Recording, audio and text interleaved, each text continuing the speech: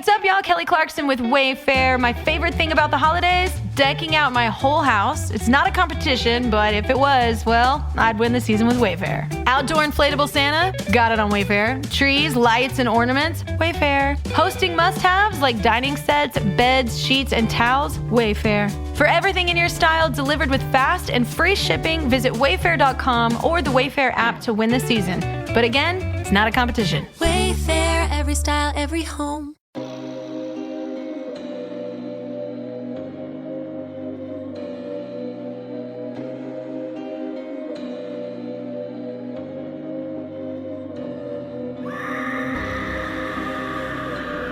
Hello, kitties. This is yours truly, the Crypt Keeper, and you're listening to Slasher Radio.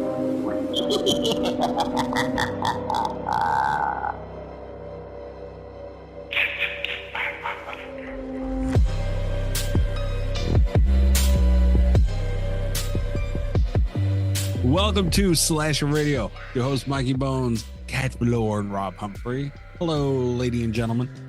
What's up, Dingleberries? Why? That too, I guess. What? Or why, bro? What? We're doing nice. We didn't even do anything yet. I just, out there said hello.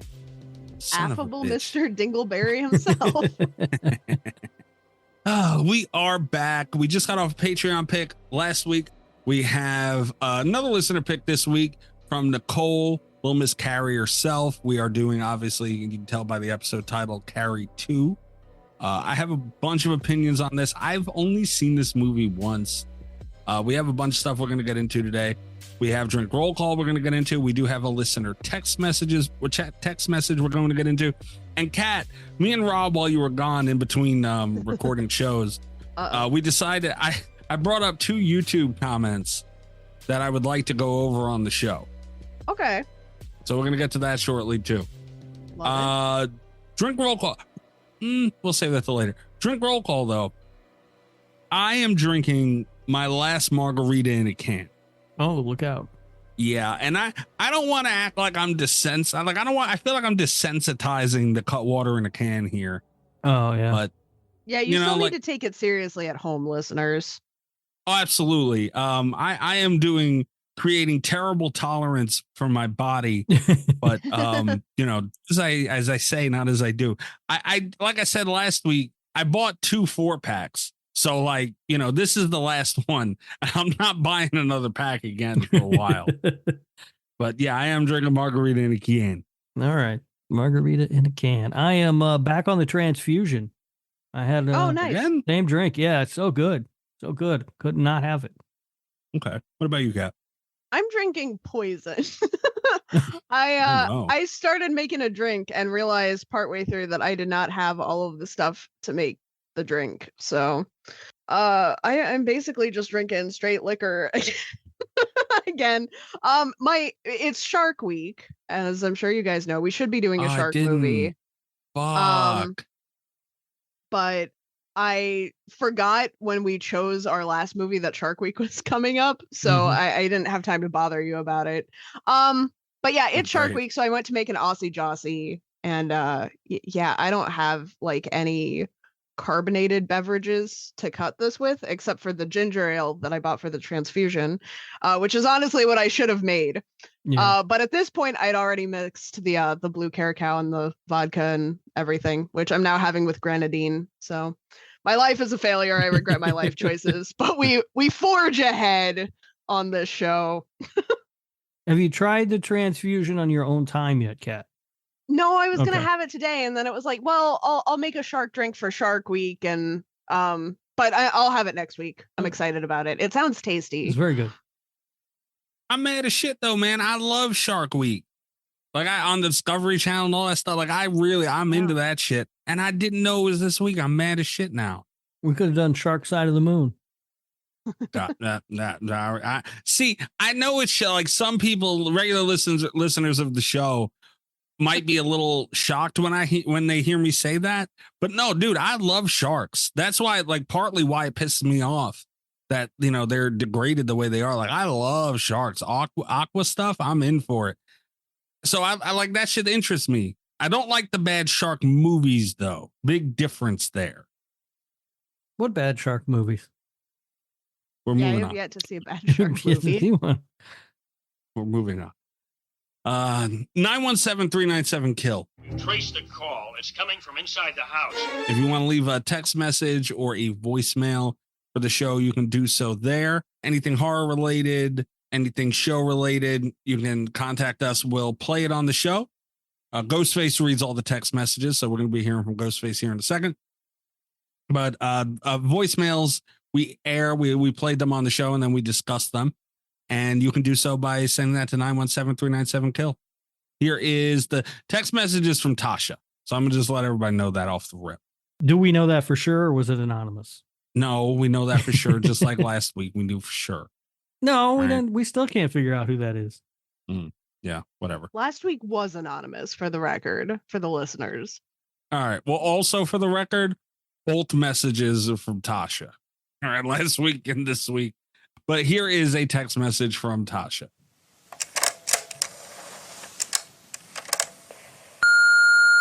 Hi, guys. Thanks again for having me on. It was fun to record with you and poke fun at Rob and that garbage Halloween ends in real time. Mikey, I swore I'd get you more movies from Canada, so God I'm making damn it. good on it.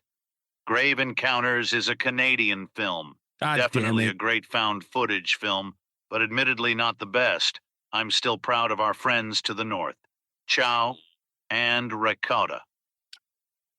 Rob, just wanted to check and see if you've reached out to Armando yet to test his knowledge, since he's in tuna with every subject. Just be careful. I've heard he can be one tough snapper. If he doesn't prove his knowledge, you'll have to take his movie card. He might chuck illegal potatoes at you. Buckle up, my friend, because now I have 3 months to work my way back to the bottom of the rankings. Kat, thank you for being an awesome business partner and enabling my chaos. You're accomplishing so much, and I'm so proud of you. You're a badass. Have a good recording, everyone. Ricotta. First foremost, Rob, she needs to stop being so nice to Kat, right or Oh, wrong. no, that's an outrage. An outrage and a crime, honestly. Every time, Tasha. Thank you, Tasha. I'm gonna make it a little bit easier, I think, to be not as nice to me, because this is already going right to my head. The liquor, not the niceness. Tasha's been nice to me for a long time. So you explained to the listeners that Ghostface reads our text messages, and even though I host the show and know that Ghostface does that, you were like, this message is from Tasha, and then it was like, hey, and I seriously, I was like, Tasha does a great Ghostface impression. Kat, God damn it. Kat, you don't need any more to drink. Seriously. I don't. All right, man. I am on record of how much I enjoy Grave Encounters. I love Grave Encounters. It is a great movie. I defend it quite often, and I don't know why people want to take they won't leave me with anything. They won't let me have anything. I can't have anything I'm not allowed to love. I don't know why you need to do this to me, Tasha. I cannot believe we're still at this stage of our relationship here as friends, and that's some bullshit. I didn't know that movie was a Canadian film, and I'm a little upset right now. I love Grave Encounters. You love Canada, Mikey. I don't love Canada. Well, it seems like maybe you do. No. Yeah, I gotta say, I spoken with Tasha a couple of times off the show this week, and she was very nice and everything was good. And I thought, hey, you know what? Tasha might be climbing back up the power rankings.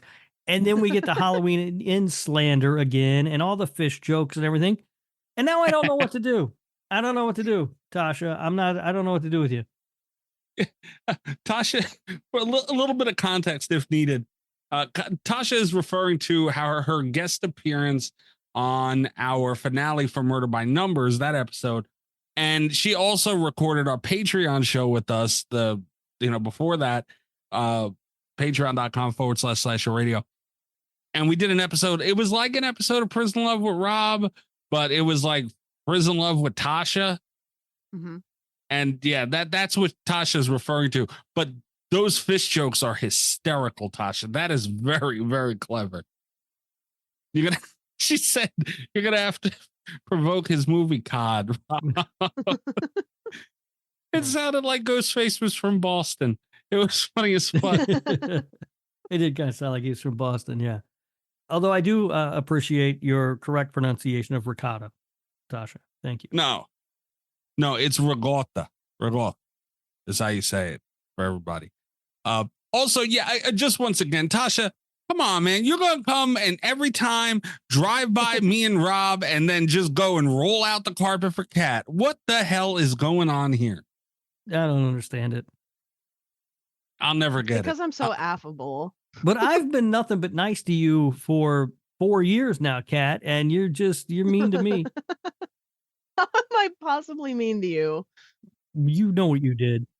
That's not even a reason. Because, Rob, we figured out last week I've been nothing but nice to you for like at least 6 years, and you're mean to me. But no, I'm not mean to anybody. I'm always pleasant. Like, it's so... I can't get anybody to come on here and leave voicemails or text messages and be nice to me and drive by you two. I just can't. Got Amber does it for Rob and Kat, and well, Tasha just does it for Kat. But where's the love for me, man? Who's gonna do this for me? I don't We know. have a whole segment dedicated to Right. your cultural heritage. Yeah. Uh-huh. I will say, honestly, the best person who sends us messages or calls in might be Greg, because he doesn't favor anyone. Bullshit. Total bullshit. Actually, in fact, hold on, wait a minute. I got full on bullshit. No, he every time goes, he sounds miserable. He's talking to us. Hi, Kat. Yeah, but then he gives his takes and he spreads the pain around. I was gonna say, like, he's nicest to me in greeting, but we all take bullets from those hot take corners. I mean, yeah, that might be true. Kick him in the dick. Darth Gregor on TikTok. All right.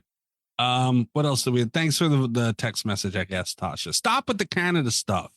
Crying out loud. And the Italian shit. Tasha got to hit me with a you can't do Canadian and Canada and Italian stuff, Tasha. You got to pick one or the other. You're free to do as you choose, Tasha. God damn it. Yeah. All right. I don't know if this is going to turn into a segment or not, but I kind of hope it does.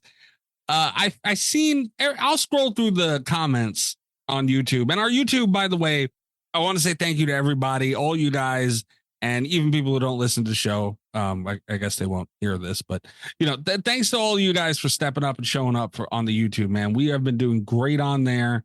And if you're not subscribed on there, go do us a favor and subscribe. Throw a video a like or whatever if you're on there, because it does help us. If you can't join the Patreon and whatever, all that stuff, that's fine. But this is a free way to support the show. It does get us in front of more eyes and help the algorithms and all that shit. But I do look through the comments sometimes, and there's two motherfuckers on here that really kind of pissed me off. It was for our video. It was a clip from our interview with Vincente DeSanti, Never Hike Alone director, writer, creator, all that stuff. And it was a clip from when he brought up Jason going to prison and doing that movie. That was a clip. It's doing like it kind of popped off on there. It's doing very well. But there were two comments that kind of drove me crazy. And one of them is, oh shit, where'd it go? Okay, here's one of them. I'm not going to say their handles, because we're probably going to be mean to them. So we're just not even going to say the handles. But one person commented, please no, let fans make their own films. Because obviously a little bit of context was mentioned in here. The question was posed to Vincente if he was given the reins and the director role of the next like official Friday the 13th movie that comes out. And this person wrote, please no, let fans make their own films before letting them touch legendary stuff. All this extra convoluted background stuff don't matter in these films. Guy mentions his premise is a plot of Shocker and then says it's something new. No wonder fan films suck so much. I normally don't reply to the comments on here. Mm-hmm. But I told this guy I said, you clearly haven't seen the Never Hike Alone films. Please go watch them, especially Never Hike Alone 2, and then get back to me. That's a very ignorant statement in 2024. Yeah, I mean, that is true. I mentioned that when we were talking to Vincenti, that I sort of looked down on fan films for a long time, but they've gotten really good. Right. Especially his. Yeah. And that was my take on it. First of all, he never said it was like the first time something like that. Like there's never been a prison movie ever. It's new to the Friday the 13th franchise, though. It is what he was getting at. And it would be cool to see Jason in a setting like that. So it's not like he said it was brand new. He just said, something that he thought would work really well for a Friday the 13th film. Yeah. And taking the premise of Shocker, which is Wes Craven's best film, and applying it to Friday the 13th might work really well. That's crazy. It's not his best film. I don't know. Have you seen it? It's really good. Nightmare on Elm Street, really good, Scream. but it's not his best film. I think it is. No.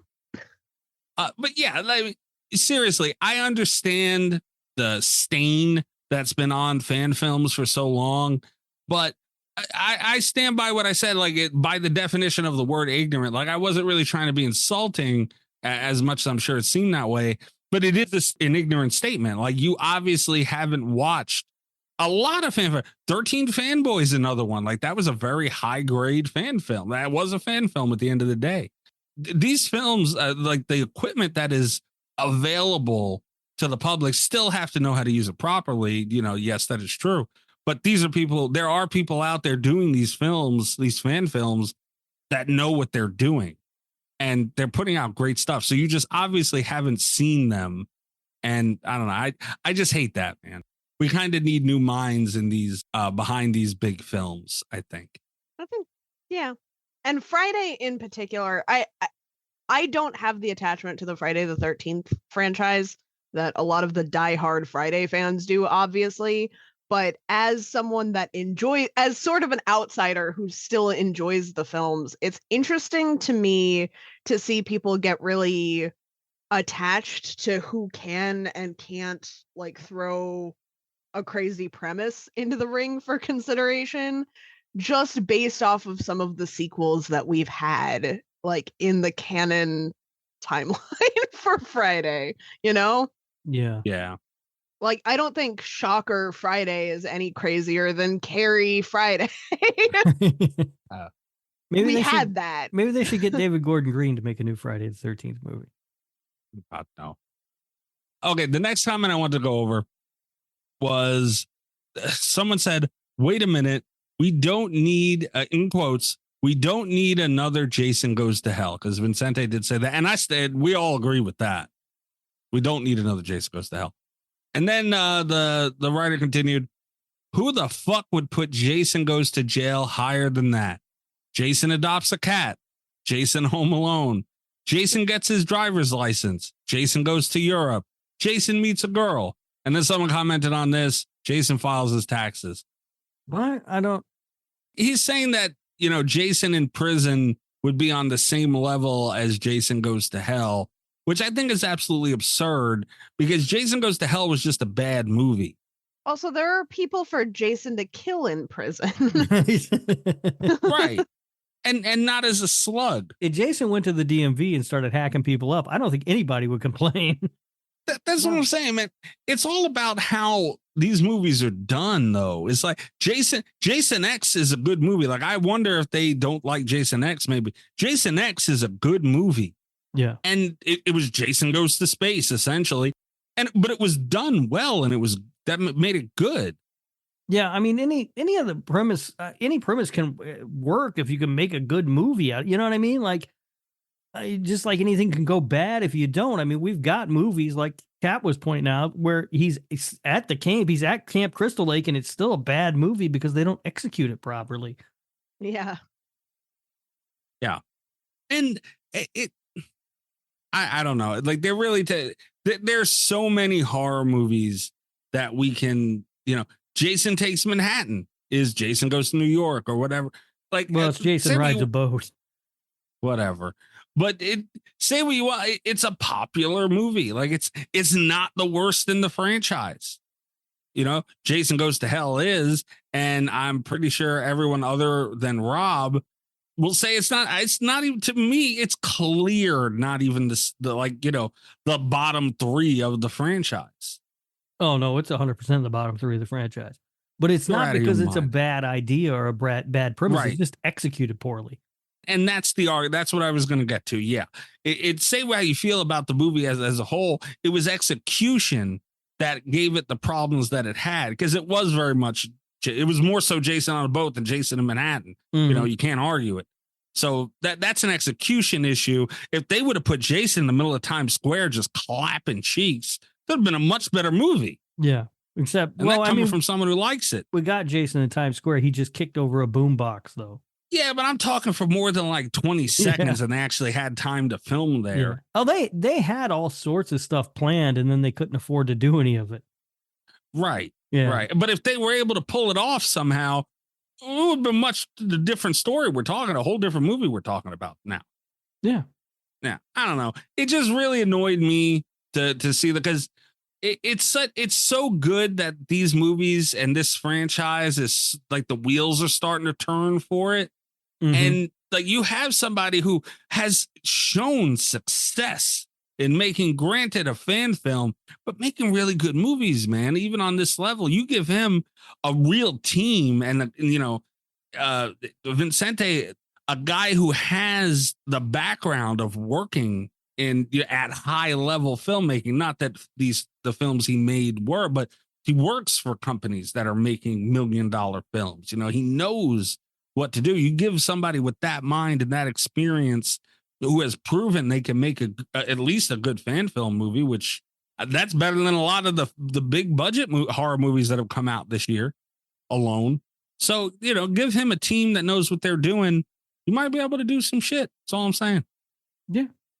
No, I would agree. All right. I feel better because I replied to one, and I'm trying not to reply to some of these, because some people on the internet are dicks, dude. But I seen those, and I was like, come on, man. Like, why so negative? Why? Right. Why? Well, yeah, because it's the internet. It's a movie, not professional wrestling. There's another one. What? I don't know. That I also seen a lot of comparisons to Jason X, because, you know, in the beginning of that movie, Jason was. Oh yeah, he was. Well, he was like cryogenically frozen or whatever. Yeah, but before that, when he broke out, I mean, they technically was a prison of some sort. It's a government facility. Yeah. Yeah. Again, I'm not sure. I'm sure Vincente has a great idea on how he would make it work. Like, obviously, they're not going to be able to hold him. That's like the whole fucking. Who wants to watch a movie of Jason just sitting in his cell the whole fucking for an hour and a half? Like, nobody wants to watch that. Like, there's some shit's going to go down. I don't know. It's just a completely different thing than Jason X, and it's annoying seeing people even compare it to that. Nonetheless, moral of the story is go check out the YouTube, I guess, and get involved. Be some of the positivity in the comments, crying out loud. That'd be nice. Wouldn't that be nice? Yeah, and it's in there. Like, it's more positive than negative, but I'd like to weed out the negative entirely, if at all possible, on the internet. You know. Yeah, I don't think it is. No, it's not. Look, we've connected all these computers together, so you can talk to people anywhere on the planet. Everybody's just a dick. Everyone's like, I fucked your mom. Yeah. Like, holy shit. God bless technology. Does fuck your mom need to be bleeped? No, right? No. No. No, because I'm not like literally saying I'm going to bang anyone's mom. No. If you said I'm going to in your then it'd be a problem. Oh my God. You know, and I was just, because I had to add bleeps to Will. Will got some bleeps because of his text message from last week. And I was just thinking, man, I haven't had to open this list in a while. Like, things are going pretty well. And now you're at 29. Hope you're happy. There's no way I'm at 29 in July. You're at 29 in July, man. We're a little over halfway. I also want to throw this out there. You know how sometimes we have to kind of like make up bleeping rules on the spot? Yeah. I feel like maybe Rob should get 2 bleeps for that, because hear me out. It's not like you're saying I'm going to put my bleep in your bleep is a lot funnier than put your bleep in your mom, right? Like, I think in this case, mom should also be bleeped. But then I would have to bleep mom when you say it, or just he's not allowed to say it, maybe. Mikey just got a bleep because he said mom. All right, see now, just Rob's not allowed to say it. the sentence was the issue. So yes, I agree with Kat. That could be like harmful to people or something, like triggering. Like they hear somebody say something like that about their mom, they just freak out. So yeah, we got to take mom up out of there too for Rob. So you're up to 30 now, Rob. This is bullshit. For context, I'm at 9. Kat's at 16. Kat. What did I do? What the did I do? 16 now. 17 things is what you did. All right. Chris is at 14 somehow. On the show like once or twice this year, if even. At 14. Allie's got one. She wasn't even on for it. I forgot how the hell she managed to do that. Will's got 7. Amber's got 9. That's a lot for Amber. Greg's got 8. And Stevie's got 1. Go small. Now 2. So there's a roundup for the bleeps. All right. Do I got to hit my button? Yes, please. Crazy idiot! Get the fuck out of here! You! Yeah, go back to turning tricks and old folk and you pain in the ass! I be banging, Lord. This is the Gabagooli Mystery Corner where our Wait. listeners Did you add I be banging to that? Well, I just hit it afterwards. Oh, okay. Yeah, I could just throw it in there. Like sometimes I hit yours after. And where are my balls? Okay. All right. Yeah. You think I should just do that every week then? This is the Gabagooli Mystery Corner where our listeners anonymously send in Italian memes making fun of me for being Italian. There's no hard tie in here. They're just buttholes. I don't know why we're still doing this, to be honest. Mikey, I've got good news for you. What? We have a new anonymous submitter to the Gabagooli Mystery Corner. It's still growing. God damn it. All right, hold on. Ass and titties. Oh, God damn it. That button. All right, I'm gonna call my shot here. Wait a minute, I haven't opened that. Kat sends them in our little Twitter group. I didn't open it yet. Is it a TikTok link? No.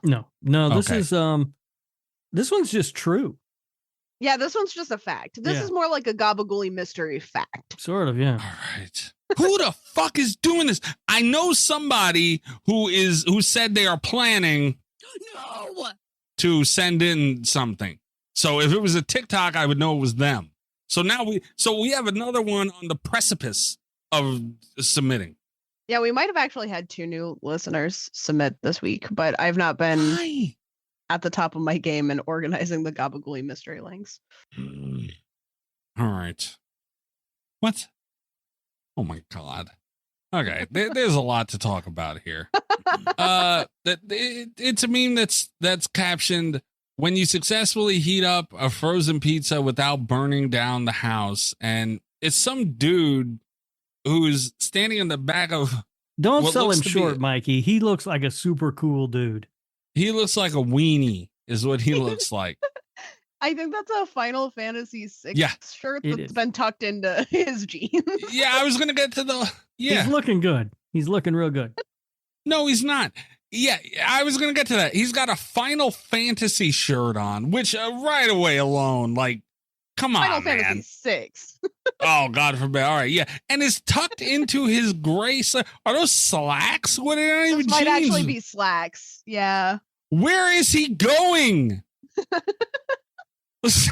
Where the fuck is this guy going? I'm assuming he's going to the basement. He's going to the Final Fantasy convention. Oh, or that. Yeah, he's going to he's going to go play some Magic the Gathering at the Final Fantasy convention. But do you wear slacks to that? I don't know. I've never been to one of those things. You can, I guess. Yeah, I'm with Kat. He's going to his mom's basement. Like, I fully That's I where get the that. convention is, Mikey. But again, do you wear slacks for that? Is the question. You gotta wear something. You can't just walk around with a bulb out. All right. Here we go. Why do they come in droves? Because I Why? forget about it, and then something happens that reminds me. Great. But yeah, I have no idea what this guy is doing. And he put a "proud to be Italian" bumper sticker on his the back windshield of the station wagon that he better be going to for a trip, because that motherfucker looks packed. Like, there's a lot of shit back there. I'm guessing that he had a girlfriend and they had a fight over which Pokemon was the best. and she's kicked him out, and he's moving back into his mom's basement. That's why there's all that stuff in the back of that station wagon. Hold on. Shots fired, Mikey. I'm pissed off about that. You are not, and I repeat, are not going to put in Final Fantasy and Pokemon in the same level. There's no Pokemon was cool as shit. It was funny with Magic the Gathering, but Pokemon is a step too far. It's all the same. Dude. Pokemon, Magic the Gathering, Final Fantasy, D&D, it's all the same nerd shit. No, it's not. Pokemon was a strong part of my childhood, man. It's a fucking, how you gonna put up a fucking dwarf up against a Pikachu? At least the Pikachu was cute. It ain't my fault you were a nerd kid. You son of a bitch. All right, then we're not going there. But yeah, this guy I don't understand what he is doing here. And he drives a station wagon. Like, above all else, like, that's the worst part of this all. Wait, could this be like a... No, that Final Fantasy shirt looks real. Like, I can't tell. It looks like an old-timey station wagon. Yeah. And like an old, like, kind of blurry picture. So it's like, I thought for a second, maybe they put this Final Fantasy shirt on this guy from an old picture. Final Fantasy goes way far back, and 6 was, a while ago. Oh, was it? I don't know. We're up to what, like 15, 16? I don't play Final Fantasy. I don't know. Yeah, Final Fantasy 6, I just looked it up, was released April 2nd, 1994.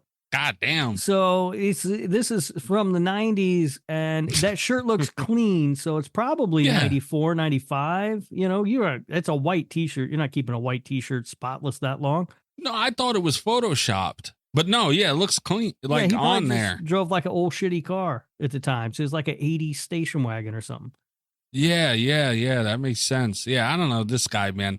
Final Fantasy shirt, slacks, drives a station wagon, has never touched a vagina in his life. We're just going to say that. I don't know. I beg to differ. I think his girlfriend kicked him out of his apartment. I was going to say he could clean up really well if he would untuck that t-shirt and it didn't say Final Fantasy on it. I mean, I don't know. I think he's a cool looking dude. I'll be honest with you. I like the stance, I will say. A very confident man. Yeah. Very confident Final Fantasy player. He's real good at Final Fantasy. He's got his knee up on the back, like pointed out up on the back bumper. Like, so he's like, swagging on a little bit. Got his hand in the pocket. He's got a nice little Vanna White wave going on for the bumper sticker. Like, he's showing it off real fancy. Like, this guy thinks who the fuck he is. Like, he's not wearing a Final Fantasy shirt tucked into slacks. Very confused here of what's going on. But this might be the most horrific thing we talk about the whole episode. We are missing the main thing of the photo, Mikey. How many proud to be Italian bumper stickers do you own? None. Does everyone get one? None. No, none. No, nobody. No, nobody owns any. Who the hell would get a proud to be Italian bumper sticker? Oh, a proud Italian. Only proud Italians.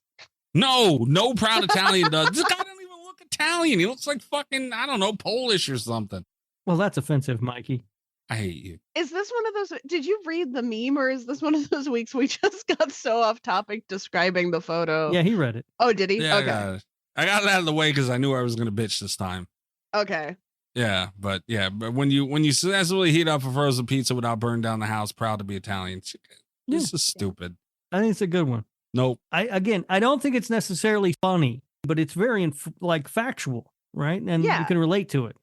This is how it feels when you successfully heat up the frozen pizza without burning down the house. No, it's not. I just made a frozen pizza not too long ago. I took it out the fucking oven, I cut it, I ate it. That was it. I didn't feel like I didn't go outside and put on slacks. Did you feel Italian? Yeah, you were very Italian of you, Mikey. No, I felt like a dude with the munchies. I was about to eat pizza. That was as far as I thought about it. It's also worth mentioning, I had some other memes submitted this week. One of them we've already covered on the show, so I'm not going to send it again. But it is worth noting that it was the 9/11 meme has been sent again. Wow. Why? I don't know. But I love that someone has been listening to the show long enough to submit Gabagool mystery memes, but also does not remember the darkest day in the Gabagool mystery meme corner history. Yeah. Plus, also, hello from New York. Let's stay away from 9/11 stuff, maybe. Yeah. Let's not do that. Jesus I Christ, would. guys. It was crazy because it was like I almost that was the one I almost didn't send the first time, and then I got it a second time. Oh Lord. Like no lines? Do we have any lines here? Like feet? 9/11? Can those be the lines? I'm not asking for much. What about feet on 9/11? No. Oh, No God. feet ever on any day. I will say it's worth noting there is a line. I did draw a line here. I didn't resend the 9/11 meme. Why would we duplicate meme? That means it will Okay. never end. There is no hope of it ever. My hope is that one day people will get bored with making Italian and there's just no more left except the stragglers that these buttholes make.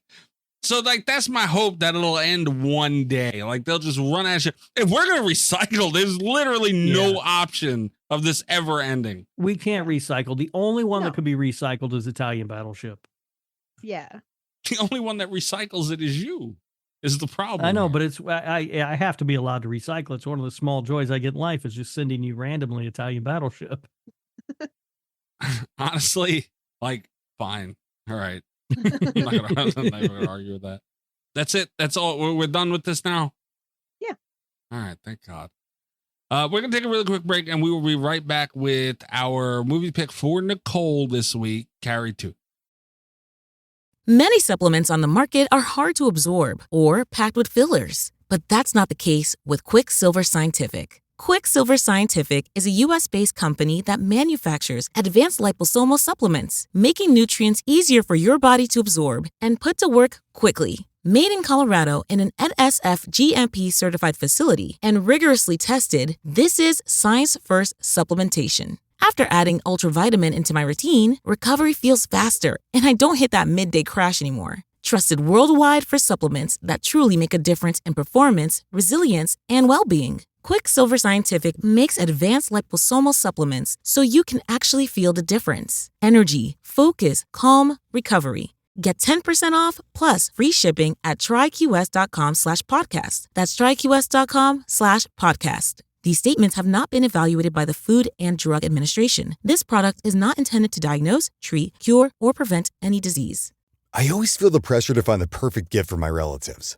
In this case, whether you're sending an unforgettable gift or treating yourself to everyday perfection, Omaha Steaks delivers the world's best steak experience. For me, I'm not just into steaks. I like all types of meat. That's why I'll usually get the Winter's Best Seller Pack. It comes with juicy fillets, chicken breast, pork chops, and even burgers. Omaha Steaks offers unrivaled quality and variety, and every bite is backed by their 100% guarantee. A family-owned company with over 100 years of experience in the meat industry. Save big on unforgettable gifts with Omaha Steaks. Visit omahasteaks.com for 50% off site-wide and earn an extra 20% off select favorites during their cyber sale. And for an extra $35 off, use promo code YUM at checkout. That's omahasteaks.com, promo code YUM at checkout. Terms apply. See site for details. Go to omahasteaks.com to get 50% off site-wide plus an extra 20% off select favorites and more limited-time deals during their cyber sale. And use promo code YUM at checkout for an extra $35 off. Minimum purchase may apply. See site for details. A big thanks to our advertiser, Omaha Steaks. Hey, what's up, y'all? Kelly Clarkson with Wayfair. My favorite thing about the holidays? Decking out my whole house. It's not a competition, but if it was, well, I'd win the season with Wayfair. Outdoor inflatable Santa? Got it on Wayfair. Trees, lights, and ornaments? Wayfair. Hosting must-haves like dining sets, beds, sheets, and towels? Wayfair. For everything in your style delivered with fast and free shipping, visit wayfair.com or the Wayfair app to win the season. But again, it's not a competition. Wayfair, every style, every home.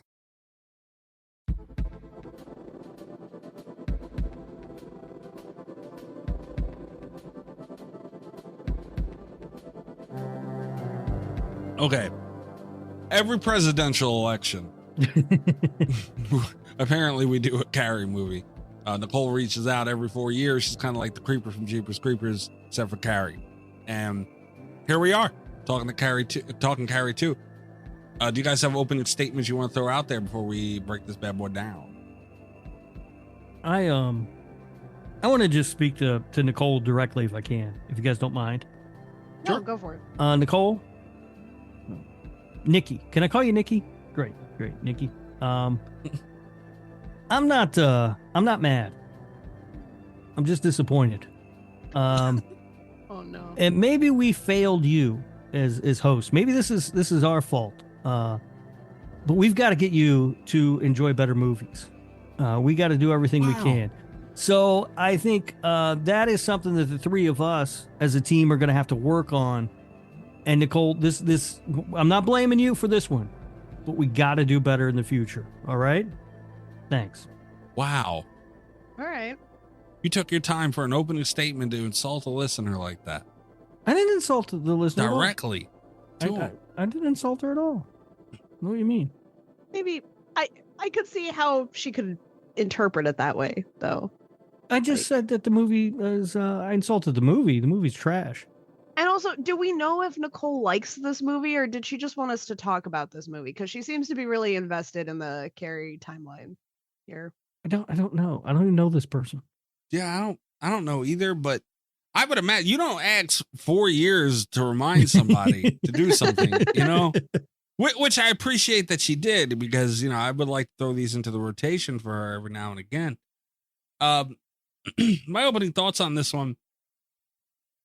I went on a little bit of a roller coaster with this movie, because it started off me really being into it. I was like, oh shit, wow, this is like better. I remembered maybe 10% of this movie.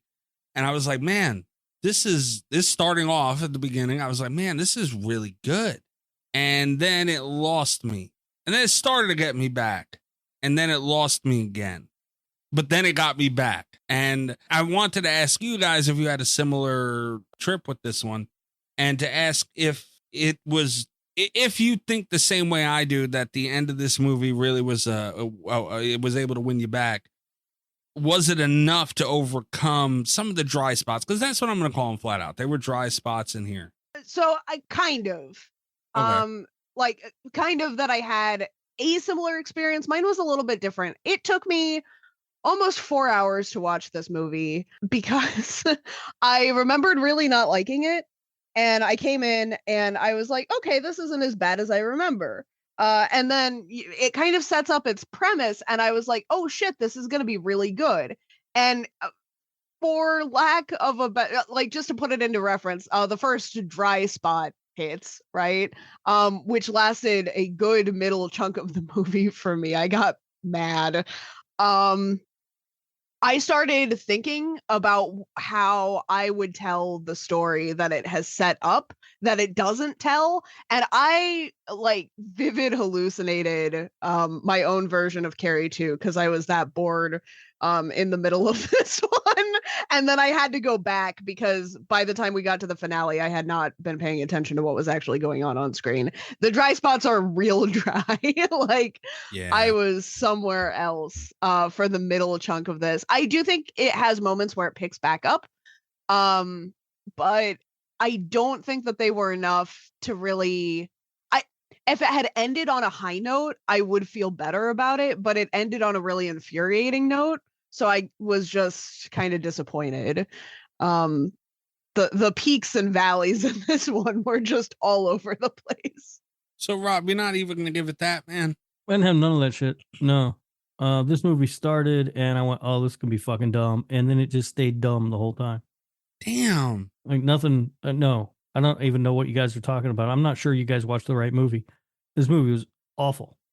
Okay, let me tell you about my sequel to Carrie. It seriously, there's an underlying plot in Carrie 2 that I thought was really interesting, because it follows, and I like the way that it connects. Not entirely. I thought that, I'm just going to come out and say this, I thought Ralph White being Rachel, is her name Rachel?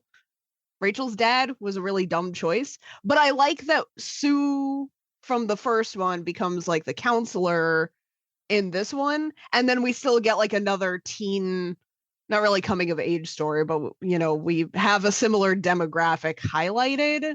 I thought that was a really clever way to approach a sequel to this. I think the underlying themes that they set up of the sort of gamification of jock culture It had the seeds of a really timely, interesting story that could have aged very well, but they, instead of letting it like sit there as its own disturbing thing, they're like, how else can we make these jocks dumb and evil? And it's like, no, they were onto something with the premise, but then they just kind of fell back into the, because Carrie, the original, is about bullies, you know, and this Right. I think could have taken it in an interesting direction by, instead of there being bullies, there's just like systematic culture that's bad, you know, and then we could have seen her, in my version, we would have seen her get to the killing it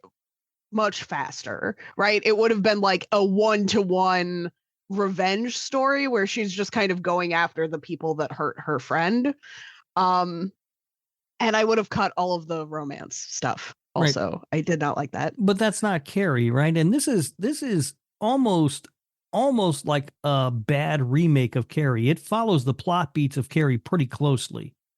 Well, that's what I'm saying. Like, if we had matured the bullies, we also could have matured her motivations, where she's more intentional. She becomes more of like the active anti-hero in this one, I guess. Yeah. Like she should have. She didn't, which is my problem. Right. No, she didn't do anything. It was very boring. Yeah, she's just like a bad copy of Carrie White, and the whole story is more or less a bad copy of the original film. And that's my biggest problem. But at the 20-minute mark, I thought it was going to be different, and I had hope. No, I had no hope. And that was because what we saw in this movie, there's nothing in this movie that I haven't seen done in at least 3 other movies that all did it better.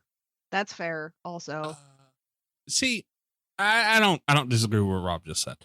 But see, I like what you're saying, Kat, and that is a great idea for a Carrie film. But I think for the time this was made in 1999, this was because that's how what you're saying, Kat, seems like more of a, like if Carrie was made now kind of thing. If I can get Chloe Grace Moretz to play to come back for my Carrie to the Rage from 2020 or from 2013, like we'll be all set. Yeah, and that's what I'm saying. That seems like a, you know, more this film kind of it sort of nailed in 1999 what high school kids were kind of dealing with. You know, it amplified it obviously, but this is more or less kind of what high school life was like in 1999. At least mine. I mean, like I said, obviously amplified. Sure, it's not like, you know, jocks were going around doing this shit when I went to high school, but this was the mentality. Like I was in locker rooms then, and I played sports then, and you know, you seen a very dumbed down version of this, like very often.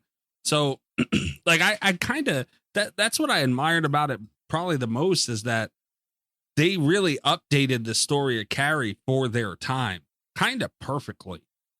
Like Rob, you don't think that at all? Because you were, you know, closer to that time, and you don't think that that's true? No. I mean, really, I don't think they did anything perfectly in this movie. I mean, I can't speak to a high school locker room in 1999. I was out of high school already in 1999. I've been out for I've been out for 5 years, and I never played sports in high school, so I wasn't a jock, and I didn't hang around in locker rooms. So I don't know. I do know that the story. And we'll talk about this in trivia a little bit, but this is sort of based on a true story. Obviously, they changed it quite a bit. Right. And so this was something that was apparently happened at some school or something. So, I mean, I guess, but I don't know. It didn't, there's nothing here that grabbed my attention. I was out almost immediately on this movie. I mean, those 2 girls are walking through the high school and everybody's like, oh, look how ugly they are. And I'm like, clearly they're the hottest. Like if they were in any school in the world, they'd be 2 of the hottest chicks in the school. What are you talking about? It's just that whole thing of like, here's an ugly or here's a really hot girl, but we're all going to say she's ugly. So you think she's ugly. It's stupid. And frustrating. And then all these high school kids that are like, you know, 25 or whatever, just the worst kind of bullshit. And the story is just, there's nothing original in this story at all. There's like, you know exactly where this movie's going 15 minutes into it. and just get there and get this over with so we can all go home because it's fucking boring. Damn. I do just want to, I'm glad that you touched on the attractiveness of the odd one out girls. It's something that I think Carrie do really well. So it was frustrating to see that like Carrie 2 had no exit strategy for this, because obviously Hollywood is what it is. They're going to cast the most attractive person to be Carrie, and then they're going to be stuck in the position of making her look awkward when she doesn't. I think they did a really good job dressing up Sissy Spacek, and she really carried the performance of being awkward. Like, so that one kind of worked for me, even though it was a huge hurdle that they had to get past.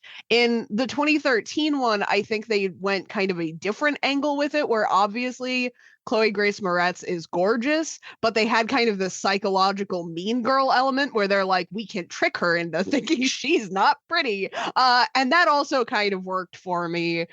Even though, again, she was obviously, like the prettiest girl at the school, right, which was frustrating. But like they picked an angle and they stuck with it. This one, really, they just like want the audience to believe that these are the two nastiest looking girls at the school, and it's like they did not do any groundwork for this. There are no fewer than 3 characters in the first like 10 minutes of this movie who are like, look how terrible she is, what a skank. And I'm like, who are you looking at? Are you talking about the girl who's standing behind the star of this movie? Because the girl's not even ugly. Like, what are you talking about? And they didn't even go that extra mile of getting glasses to put on her or something, No. And it was something that was really interesting because like the mean popular girl in this one did wear glasses. Yeah. Which I thought on the one hand, it's like, yeah, that's great. Like the girl with glasses can be hot too. But then in the rest of my mind, it's like, also, this is the only cue though that movies of this time period had to show us when someone was ugly. So I don't understand like what the beauty scale is. Right. It's like, what's that? She's All That? Who's the girl that started in that? Super beautiful girl. And they just like put glasses on her and put her in overalls. And we were supposed to think she was ugly. They don't even do that in this movie. They really didn't even try. And it was a choice because setting it up, I don't know. There's a lot of time. You also mentioned that it's like really slow and it should have gotten to the point. And I understand that it needed to be like as long as it needed to be, I guess. But it could have been cut by 10 minutes just because that would have left it at a clean 90. And that would have been still too much of this movie, arguably. But if they had to have filler stuff, I would much rather have seen why the girl that kills herself does it. Like I would have loved to set that up better instead of just because she dies really early on, and then instead of it being about processing that trauma or anything, it's like, okay, well now she's gonna think she's one of the cool kids, and then they kind of have to awkwardly shove it back around to like, oh yeah, also these new friends of yours bullied your friend to death. And I was like, oh okay, it's a weird use of time for sure. Yeah That's crazy, man. They definitely should have went more the weird route, that she's really weird and played on that, because the ugly thing is like, it's just not true. Right, like you can't. I can just see, not getting away with it. I've got eyes. I can see what the girl looks like. I know. Right. Yeah. They should have went with more of the weird route, because that you could have pulled off. She had a Marilyn Manson thing over her bed. Like it would have been real easy to do that. Yeah. And it worked even in like, again, in the original Carrie, they have kind of this transformation where like she's supposed to look really pretty in comparison to herself, like going into the prom. And she doesn't go to prom in this one. She goes to like the football party or after whatever. the football game. It's not even like they couldn't even raise the stakes from prom. They made it less interesting. They lowered the stakes from prom. But they have her going to this thing that she gets to get dressed up for. And we actually, we see her like learning how to do makeup or whatever. They didn't do anything. Like they had her put on lipstick, but she didn't have any kind of like a makeup montage. She didn't go look at dresses. She just wore a dress she had. They didn't de-curl her hair or anything. And not that these things would have necessarily made her look better, but it would have been some kind of visual indication that she was supposed to look better. Like, they just gave up on this plot so hard. Yeah, and I don't know, and the dialogue is so bad. Like, it's just so bad. I walked away for a couple minutes. I had to like take a breather because she says word, which I was like, oh, there's nothing lamer than this. And then he makes fun of her for saying word. And I was like, oh God, this is a movie that I'm watching. Yeah. I will say that when she said word, there's another podcast I listen to and they open up the show, and when they introduce each other, they will quote a line from the movie. And I thought, man, if we did that, word would totally be mine. What's wrong with word though, especially in 1999? It doesn't matter. It doesn't age well. Like, it just sounds stupid. Well, you can't expect movies to go into time machines and know how people are going to talk ahead of time. That was a very used term. Whoa. Here's the thing though, is that, and I hate that I'm about to give credit here. I feel like I should pick any other, like Buffy. Let's look, not the movie. The show Buffy had some really, because they made up their own slang and they had like this very weird style that was not what kids would have been wearing in the 90s to high school. But like, it has aged very, very well because it's in this kind of, except for the computer stuff, I guess, it's aged very well because it's in this little bubble that's outside of like the thing with using actual slang is that by the time the movie is filmed, it's already out of date. Like, I can't imagine this was very current. And they knew that it wasn't current because he makes fun of her and then they have a conversation about how she said word. And it was like weird. And I hate to do it, but while we're on the topic, I guess, of teen revenge movies that have sexual themes, I guess we have to talk about Jennifer's Body. And while I find the dialogue in that movie to be very grating, it has, with mainstream audiences, aged very well, even if I personally think it's annoying, because of the same thing. Like, Diablo Cody has that thing that she does where she just makes up shit. And yeah, and again, it's very timeless. It's annoying, but it's very timeless. The dialogue in Jennifer's Body is exhausting for me to listen to. But yeah, it just doesn't work. I mean, it's like if you watch a movie and somebody says groovy, like, it's just fucking weird. It doesn't fit. It's out of place. It doesn't bother me. It doesn't bother me at all, man. I'm not going to knock points from movie. But the word was used that for aside, a long time after that. All right, but that aside, the rest of the dialogue in this movie shit too. It's not like that was the only bad instance of dialogue. That's the only one I remembered, but it was constant. It's bad, Mikey. The dialogue is really bad. These football players with like their whole like I don't know, Scream ripoff plot. Yeah. Of like scaring her, like that was all dumb and we didn't need any of that. Like, what was the point? I mean, it's all filler. This movie feels like all filler. My problem with that was, and they could have done it really well. I do feel like they dropped the ball there where they were scaring her and all that shit.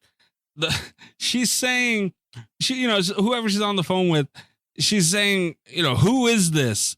Dude, turn around and look out the window. Like they're out there with their faces like right in the middle of the fucking window, dude. Like, how do you not know who it is? Like, yeah, it was the worst job ever because the shots they were getting, and I'm sure they were intentional so that the audience knows who it was, but you don't need to show the audience who's doing it in the middle, like literally his face, like the kid who threw the brick through the window. Yeah. His face is bright as shit right in the middle of the window. That's not where you show the audience who did it. Like, we're not that dumb. You could have shown them like setting up doing it and, quick cuts to them in between doing it. Mm-hmm. It's not hard to put that 2 and 2 together. Right. So they could have shot it a little more ominous in moments like, where the shit was happening, where they were banging on the door and poking through the window, banging on the window and throwing shit. They were, all she had to do was stare at a window for a second. She would have seen their face clean. Like, that was very bad that they did it like that. But I'm not mad that it was there because, all in all, it was kind of a cool scene. And there were such dry spots around it, maybe that helped. It's another example of something I've seen in other movies. Oh, yeah. Just done not as good as I've seen it done in other movies. I'm kind of mad about that scene because, and I feel like I say this all the time when we cover like teen movies, but I don't know if I was like, if it's an antisocial disorder that I have, but I wouldn't be answering the phone out of the shower. I'd get fucking dressed. Like, and then so I wouldn't be in the situation to begin with, but if I were in a situation where I had to answer the phone, I'm getting like creepy phone calls and I'm wearing a towel, and then that like nothing immediately happens, or there's a knock on the door, or like any of the series of things she went through, go put on some fucking pants. Like I'm not gonna face a serial killer in a towel. And it went on for so long, and it's like I understand that horror movies, especially in the 90s, had to have a scene where a woman is scared in a towel. I get it, but like, come on. That irritated the hell out of me. It was really weird how much this movie felt like Scream in a couple of different spots, and like a direct rip like that was wild to see. Because I can see why a movie like I Know What You Did Last Summer did it, and Sure. Urban Legend did. Like, I get it. Those are new movies. They're riding the wave. I understand. This is Carrie. I know there was only one movie, but dude, it was a big fucking movie. Mhm. Like, you didn't need like the route of getting a direct vibe from another movie, especially having spots where you blatantly rip it, is just a little unnecessary to me. That was a little bit much and not needed. And with that scene, with the framing of the bullying scene, it touches on my underlying issue with the movie. Carrie is very interesting and iconic and memorable because following the book, I think King did this really well in the novel, where he's just like, kids are mean. They're brutal and cruel, and bullying can get like way out of control. And that was the theme of the book. It was the theme of the movie. They just, they really let the kids get vicious to one another. And that was great, I think, the way that was approached. This one it falls into a trap that I've seen a lot of movies fall into, but it's especially frustrating with horror movies where we're allowed to just play into like the themes of cruelty and humanity being terrible, that we have to like make excuses for the bullies to like, they had this really convoluted plan where it's like, we're gonna bully her so she doesn't tell on the rapist or whatever was the underlying, like, they had a plan though, which is why they're at the house harassing her in a towel, which, by the way, not the way to beat those kinds of accusations. Just gonna say that. But they have like, but it's a setup, and they have this whole thing, and then it's so frustrating to me that like their plan is to scare her or shame her or whatever into not telling on the guy, but then like they also have to pretend to be nice to her at the same time to get the other jock on board. And it becomes a whole thing where it's like she's forgotten about the suicide and hanging out and drinking and having a good time with the crowd that needs her help with the thing, right? And then they're like, but let's instead like really humiliate and backstab her, because then she'll never tell on us. And I bet the jock that we're throwing under the bus won't do it either after we ruin his relationship. And it's like, what was the end plan there? Like it's not only dumber and convoluted than just having the bullies bully people. It's also like, it takes away from the aspect that people can just be mean, and that's scary, like it's scary to see that kind of lengths that people will go to when they're kids, like that's why Carrie works. It's why Carrie 2 doesn't. It's a huge flaw. Yeah, I agree with that. And also just, I mean, I'm not a lawyer or anything, but I feel like the kid that was worried about trying to protect himself wasn't really in that much trouble to begin with. Like, he wasn't. Yeah. Like, I don't think that like, even if he told them just the truth, I don't know that he would have been in a whole lot of trouble, if any, to be honest with you. Because I don't think that he sexually assaulted this woman, this girl, based on her conversations that we see at the beginning of the movie. It seems like they just slept together, and then he was a dick about it. But that's not illegal. That's not illegal. And that was kind of the thing, is that it was like the school was going to, the one person at the school wanted to press charges while nobody else did. But like the charges were, I don't know. The charges were statutory rape because he's 18 and she's 16, but that's not really how the law works in most states. There's an age of consent, and it's not 18 usually. In a lot of states. And it's also really frustrating because, like, even when they're having that conversation about it, the reason why he's mad isn't because like people are going to get him in court. It's because the court date is during a football game that we see him play in. Like, oh, see, I must have missed that part. That's the thing, is like, they're like, what if she testifies against me and I go down? But then it's like, and his father was a lawyer. He didn't even care. He's like, you're not going to go down for this, but you've got to like move the court date. Yeah. And the kid was all mad. He's like, you're going to make me sit on a bench in a jury room instead of play in front of the scouts. Yeah, like, instead of playing football in high school. Well, wait a minute now. The scouts are a big deal. I mean, that's your ticket to the NFL. I mean, yeah, but he's not even the quarterback. Like, he's not the big guy. And as far as we know, we see him getting bullied by the coach for not being good at the position he plays. Like, yeah, but that doesn't really matter. I understand that scouts are a big deal, but it's just like the movie really has framed it as like the scouts are going to be a big deal to the one player that's good at this game. Yeah, like, and also, I mean, I get it that the scouts are a big deal. You know what's also not a big deal, or a bigger deal? Not going to prison. So maybe you missed that game in front of the scouts, and they'll see you again. Also, they have game tape and that sort of thing. It's not like that's the only time those scouts are going to see this kid play football. Yeah, but I'm just saying it's kind of a big deal, though. Yeah, but it's not a big enough deal to drive out in the middle of the night and harass some poor girl in a towel and break a window and shit. Oh no, you shouldn't be doing that in the first place. Yeah, no. I was gonna say it is a big deal, but it's also another example of how this plot just got really muddied and convoluted. Instead of it just being like about the statutory rape charges, it was also about the scouts and the game and like what time the trial was. Also, weird time to have a trial anyway.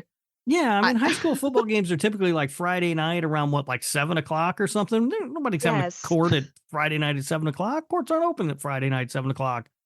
I was so confused. Yeah, I don't know. Look, this is how dumb this movie is. It's got us having this dumb conversation.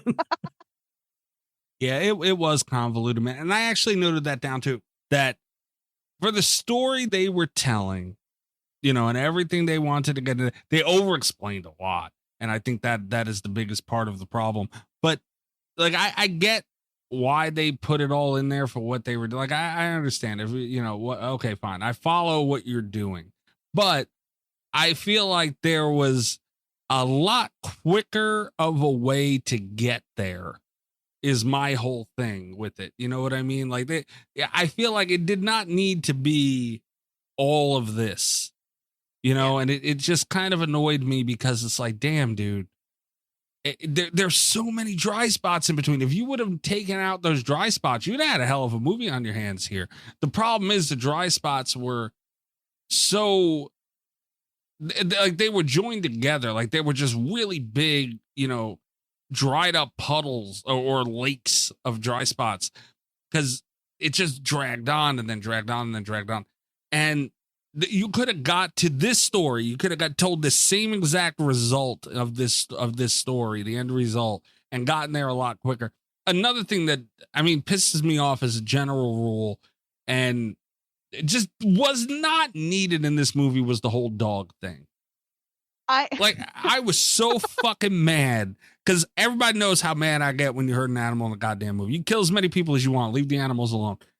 They pump faked you with it too. So they made you think it was going to happen, and then it didn't. You're like, oh, okay, they didn't do that. And then boom, they did it. I'm like, you motherfuckers. But the jock the cool jock guy had to have a reason to fall in love with the weirdo girl who's super ugly, Mikey. You could have did that another way is my point. You could have got there a lot quicker. The over-the-top way that they run over that dog. Because usually when we see an animal, it was one of those things, I was shocked, I was horrified, and then it went on for so long that I was kind of giggling about it, because it's like, they show, usually, like in Pet Sematary, correct me if I'm wrong, it's like a cutaway, right? Like we see the truck and then, the cat's gone. I think so. I think so, yeah. Like, and that's how I feel like most animal deaths are kind of handled, most of the memorable ones in horror movies, because people really don't want to see that. And it was just like, but this one, they show the dog getting hit by the truck, and then there's a lingering shot of the camera as the fake dog is rolling underneath the wheels of the truck. Yeah. And I was like, oh my God. What about that truck driver who just keeps going? And he just keeps going. He slows down, acknowledges that he's hit the dog, and then just speeds right back up. Just drives off. Ooh. But yeah, Mikey, otherwise, I mean, look, that girl is so ugly, Mikey. There's no reason that this jock is going to talk to her unless she's, got an emergency with the dog. Dude, I was so mad at that. Like, I was irrationally mad about that. Because it was the pump fake and all. Like, and then like Kat said, then you just go above and beyond after you. Like, it's not bad enough that you did it. You had to fucking go and do all that. It's like, God, fuck, why do I have to see that?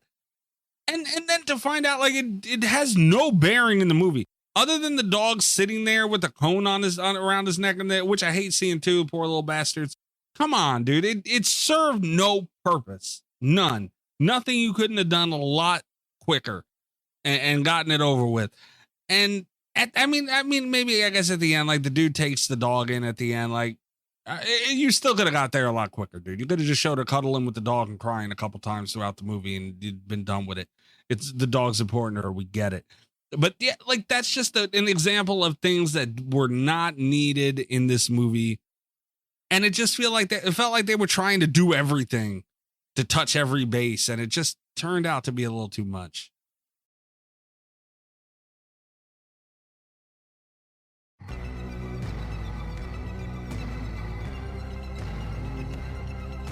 I have one more legitimate complaint about this movie, and then I have a couple of highlights, I guess.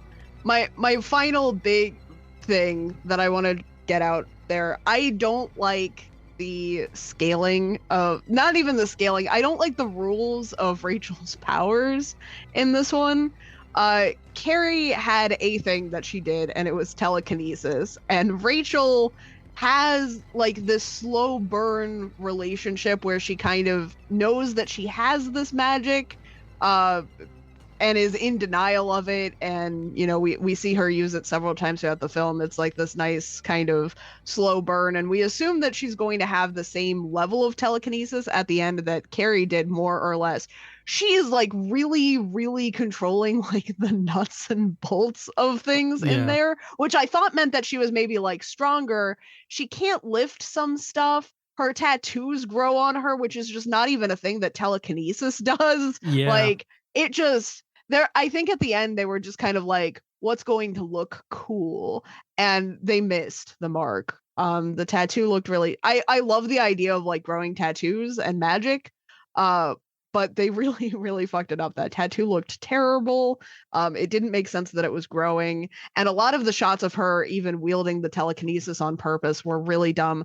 Her getting trapped under, first of all, she has enough time to like pull the guy out of the way, but she has to be underneath the falling piece of ceiling. And she doesn't have enough like telekinetic strength to push it away from him, which I think would have been, if I had telekinesis, I would have tried that first and maybe lost to the guy, but it still would have been, it would have made more sense to me. But then she also doesn't have enough telekinetic power to push it off of herself, which is going to be my new, like, was the door big enough for Jack and Rose on the Titanic? It was like, could she have pushed this piece of ceiling off of herself with the same strength that she was throwing people around the room? Like, I don't know. I know I need to let stuff like that go, but scaling really bothers me when magic is involved. Yeah, I mean, The tattoos look stupid. You're right. And I think that maybe that was supposed to be our cue that she was a weirdo because she had a tattoo. Maybe. But it, again, doesn't work because it's 2024 when I'm watching this movie and everyone has a tattoo. Yeah. But yeah, I that there was a lot of that stuff that didn't make sense. Like with Carrie in the original film, she had some control, but it also seemed like her powers were, she didn't really know how to control them all that well. Yeah. And we're seeing her pick up different objects like the fireplace poker and fly it around the room and stuff. Like she's in complete control of her powers, like at all times. It seems like it's very weird. And also, like, even in the leading up to discovering that to confirming, I guess, that she has powers, there was like this whole weird thing where Sue the counselor is trying to figure out if she also has telekinesis. And instead of testing her for telekinesis, she tests her for schizophrenia and then goes and talks to her mom. And then is like, I need to know who your daughter's father is because she has a rare genetic disorder that's only passed through males. And it's like, what are you talking about? What? Yeah, I know. And the mom, what was the point? They didn't even need that character in this movie, and that whole stupid side story about her being in the asylum is just dumb. And the way she breaks her out of the asylum is laughably stupid. That's so I said I was going to get into good stuff after that. My favorite part of the movie is her using gum to break someone out of the asylum that she has been in before becoming a school counselor. Like, that whole situation is so absurd on so many levels. And then she's driving with the mom, and there's this one shot where the mom like points out a man that's not there that flirts with her, and there's this one moment of regret on the counselor's face where she's like, I maybe shouldn't have done this, and then continues to take her to an active crime scene. Yeah. Or the other thing that we didn't need and adds nothing to this movie is the visit to the old high school. Oh boy, yeah. What was the point of that? Like, there was no reason to do that at all. Why would it still be burned down? Yeah, no, I agree with all that. But the key of it was for what's her name to talk to homegirl. So yeah, it just seemed unnecessary. Again, a better, quicker way. You could have taken her to McDonald's for a lunch and talked to her. You didn't need to take her to that high school. She already knew the story. Like, everybody in this town apparently knows the story of Carrie White. So why do you have to take her to the old high school? It doesn't make any sense. And it was almost worse, and we'll talk about that in facts too. But yeah, it was just dumb. This movie's bad. I feel like they were trying to, we're back to the original. But again, it just, they're doing a lot, and it just didn't work. I get what they were trying to do there, but again, a case of they could have did it better and quicker another way. And, I just don't feel like there was enough nostalgia there. Yeah. For it to, for that for the effect because if it didn't feel like the moment they were looking for where it was, they're at the original high school from the original film. It was just more, God, man, this is movie's still dragging. It's kind of more what I took from it. Is this movie still going? Is this movie still on? Right. What is happening? Yeah. Yeah. But sure, honestly though, I'll say it like shortly after that, it got me back, man. Like it truly did. So like, I'm not gonna lie. And I was invested at the end of the movie.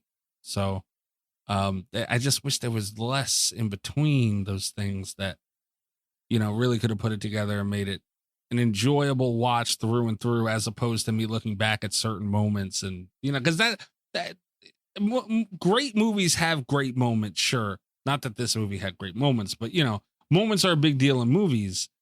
But when you're looking at a movie and just like all you can think about is, this was good and that was good and it's really it, that's a problem. Like you need more than just a couple of spots where you can say, oh, this was good, as opposed to like, a whole complete product.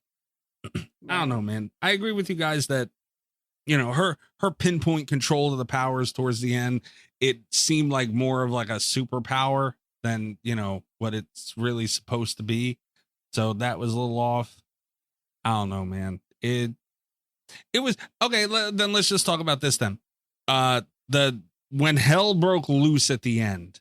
And this is when I truly noticed where they did a really good job of kind of modernizing the bullying, because what Carrie went through in the original film was, very times in times like when this movie was filmed and occurred, that's what girls of that time went through. Those are the type of things in bathrooms, fucking throwing tampons and shit.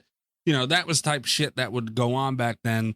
But now they kind of, this was in a weird middle spot before social media and all that.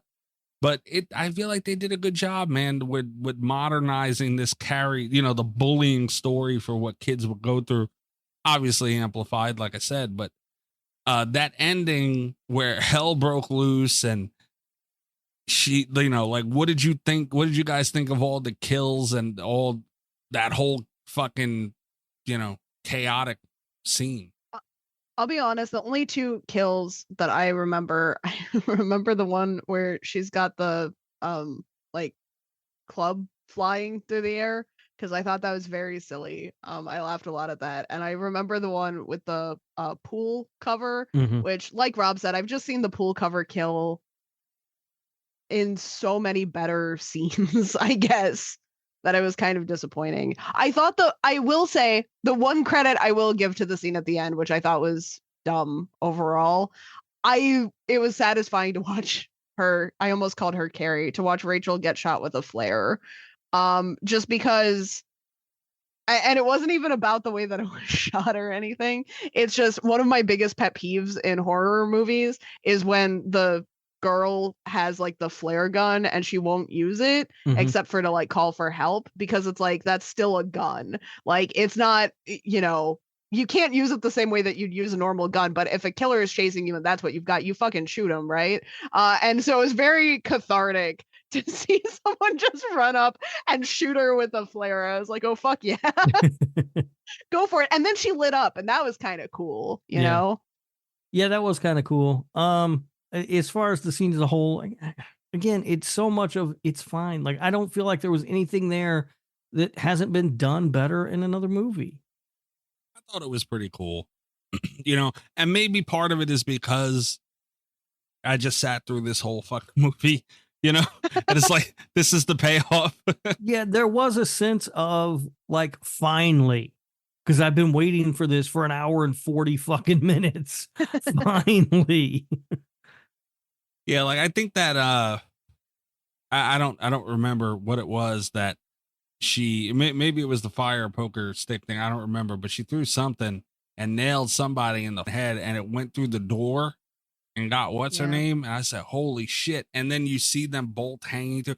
Dude, I thought that was cool, man. Like that was a cool shot. The CDs were cool because, I guess like that was its time, like they utilized something very popular. Like I'll give them some points for that.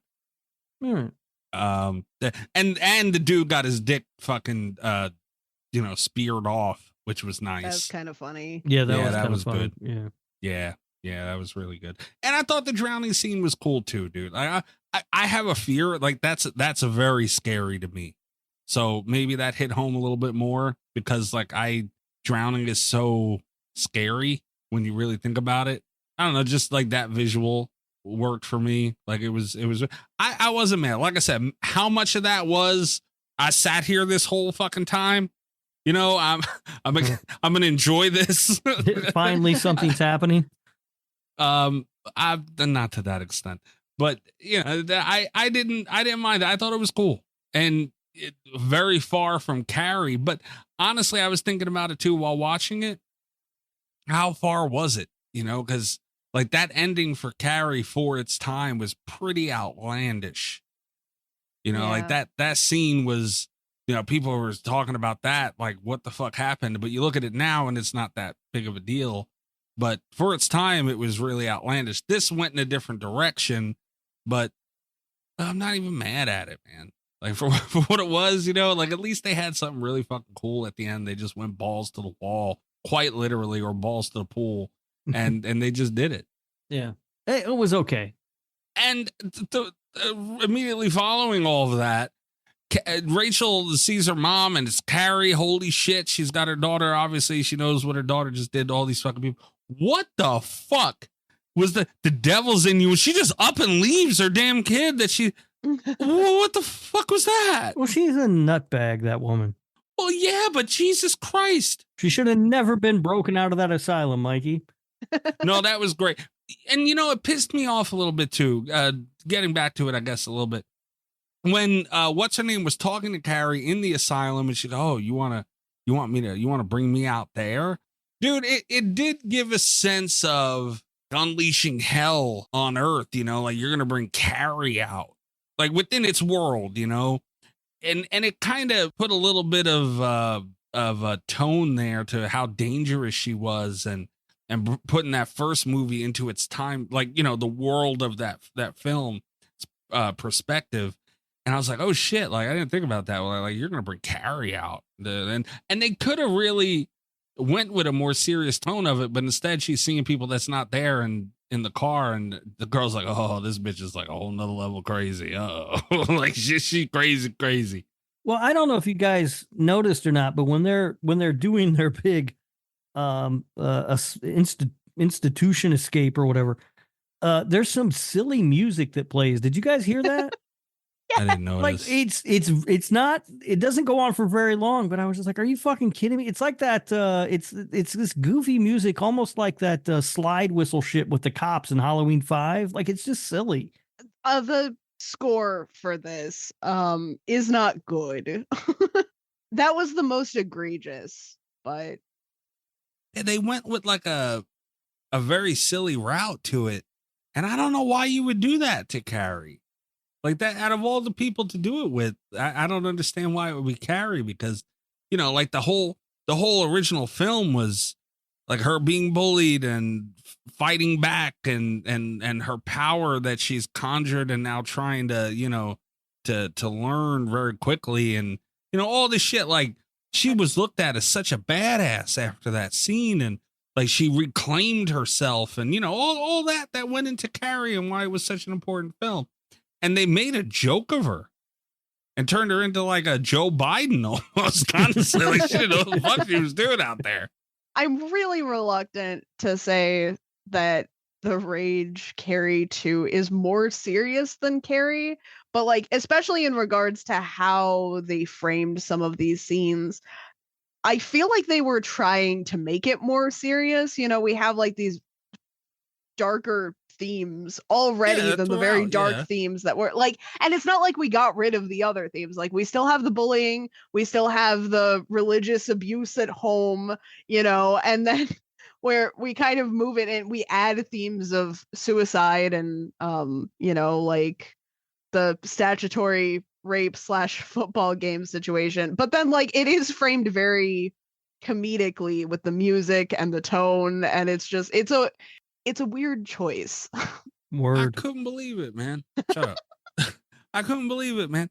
It was like you waited all the movies. Carrie too, the original Carrie, a huge film, Stephen King, the whole 9 yards, and you finally are getting that moment. Like you're waiting the whole movie. Like they kept bringing up her mom. She's making progress. You might see her soon, and then they're trying to get her out, and then she gets her out, and all this shit. Like Carrie's coming. And like you're waiting this whole movie, and it's like, oh shit, she's gonna reunite with her daughter, just to get the fuck up, say the devil's in her, and run off screaming, still in that psycho robe.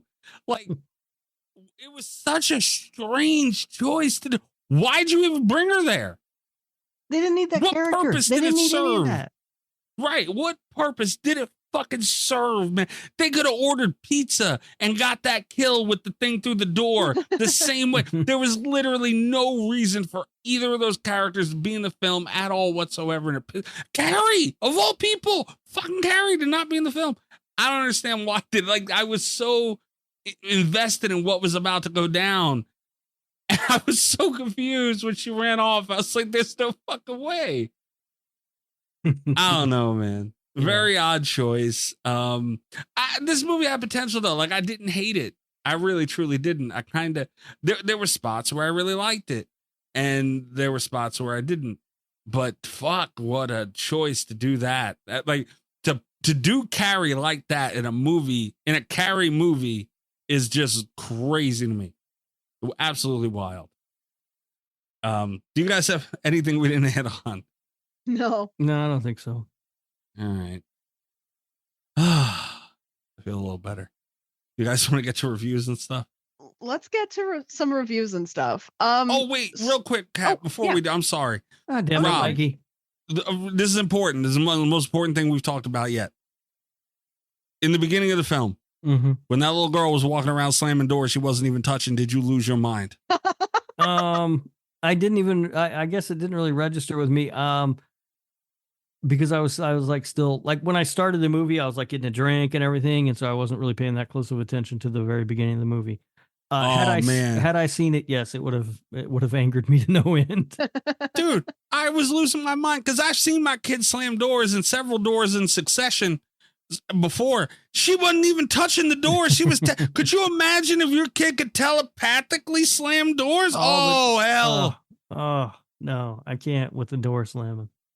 Telepathically, they don't even got to touch the door.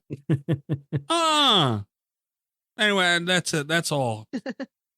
All right. Some ratings. The official tomato meter for this at 39 reviews. We have 23% critic score. God damn. That feels they high. did not like the Rage Carrie 2. The audience score is a little bit higher at 33%. So there's that. Damn.